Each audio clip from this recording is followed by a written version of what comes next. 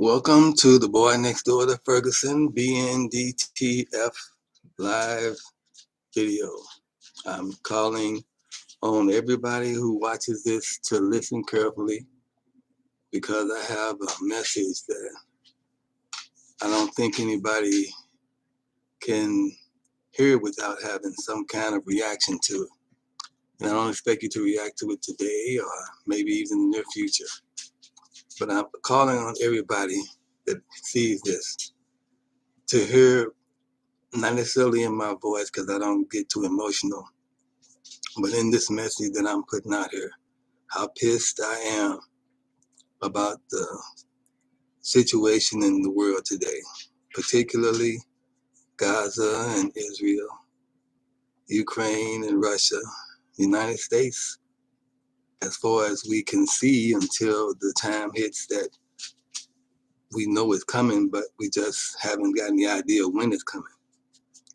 Looking at this world today, and looking at the situation the people in Gaza and the people in Ukraine are in, these are victims of attacks from more powerful nations, more powerful people, more powerful structures or governments than the one that they had and no longer have, because things have changed so much for these countries. These countries are just like people. And what is going on with these countries are they're being invaded by neighbors. That's what this book of mine is all about. It's a biography of my own life, but every person in every country is made up of different people with lives similar to mine, maybe totally opposite of mine, but they are people and they have stories and they have lives that could be talked about or told about in a book or discussed by people that are concerned about what went on in that life or what's going on right now in it. I'd like for anybody listening and anybody watching to picture themselves just as they are today, living normally and living peacefully in the homes and cities and states and countries where they live, and that being disrupted by some neighbor of ours, some country, and then being in the situation the people in Gaza and Ukraine are in right now. Totally upside down. Turn the world completely upside down. That's the only way I can imagine it. You are in this situation, ravaging for food, ravaging for shelter, heat, for some place that you can find comfort and rest and peace, which may not be at all possible. And if it is possible, it's a short-lived peace because trouble is always on the way. And I'm pissed that our government, our president and our Congress, our government period, is supporting Israel's elimination of the Palestinian people in Gaza. And we are sitting back watching it and not saying a word, just letting it happen. And my story that I've written about in my book about my life doesn't go into as much detail as it could about the situation that Kenlock is in today. But Kenlock is or has been treated somewhat the same as Gaza, maybe Ukraine, I'm not sure, but I know the Gazans are dealing with something that is not far-fetched for Kenlock to have dealt with. And I'm saying that because we are dealing with neighbors, neighboring countries that have an idea that the country they've invaded, the people they are putting through all of this, don't deserve the same right to life that they do, and blaming it on some people that invaded their country and took some hostages. And that's something that we all got to face and deal with. But the way to deal with it, to destroy a whole country of innocent people. No, that's never acceptable, and it shouldn't be acceptable. So for the United States to sponsor Israel's destruction of the Palestinians in Gaza, it pisses me off to no end. And it only highlights the theme of the book that I wrote. And it starts off talking about Mike Brown and Ferguson and how it is that people look at each other not as people but as pests in a way. Whenever we see somebody in a space that we consider our own or that we consider to be controlled by us, we tend to want to take ownership and try to let it be known who owns this space that we want to take full control of and make sure that everybody around and in that space knows who's in control of it. St. Louis County did that with Kenlock and with Ferguson when you think about the fact that they allowed the officer who killed Mike Brown to go unpunished and say that he was justified in what he did when it's in every instance, in every possible way you can look at it, murder. So what's going on in Palestine and Gaza is murder. And on a larger scale than the book that I talk about mentions when you talk about Mike Brown, it's the same situation.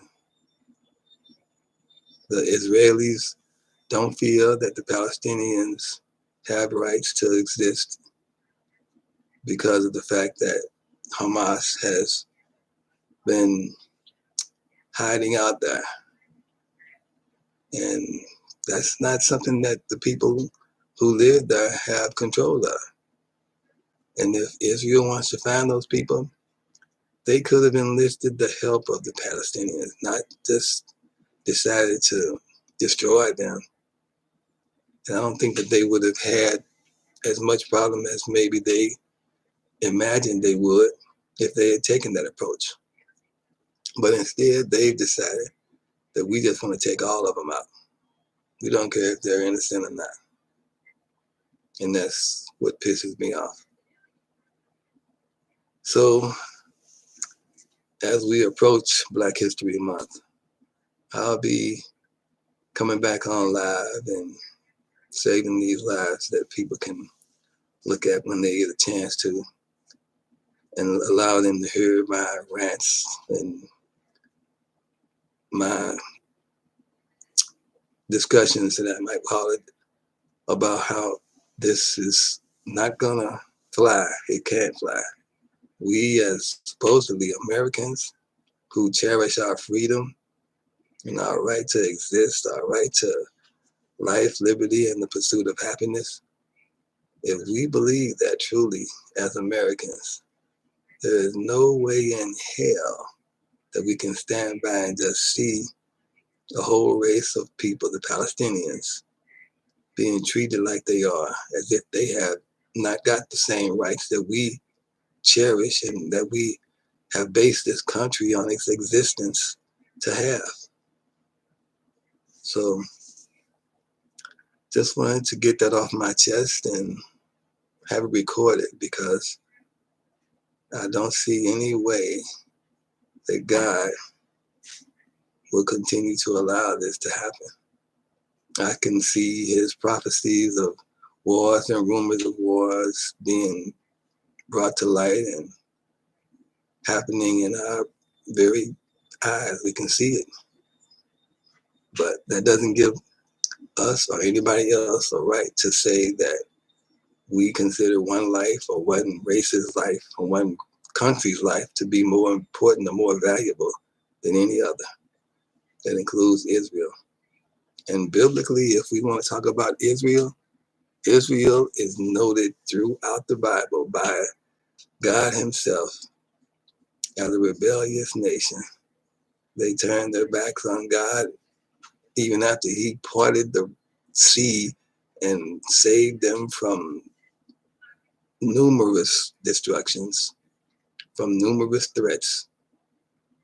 But here it is, they want to take it unto themselves that they have the right to destroy a whole race of people, a whole nation of people, because they are feeling threatened, because they were in some way violated, because hostages were taken, people were killed, and all the lives that they are taking and people being killed, they somehow want to justify that by calling it protecting themselves. Now, they've gone far beyond protecting themselves to the point that children, babies, and we've seen it all over the internet, are losing their lives. And Israel doesn't even acknowledge the fact that it's happening. They consider it collateral damage, obviously, and don't see any reason to address it or any reason they even have to acknowledge it. So I'm pissed at our government for not telling Israel, go to hell. We're not sending you no money. We're not sending you no weapons because of what you've done with what we sent. If this was a neighbor of mine that I was giving money and weapons to, and they were killing people, innocent people,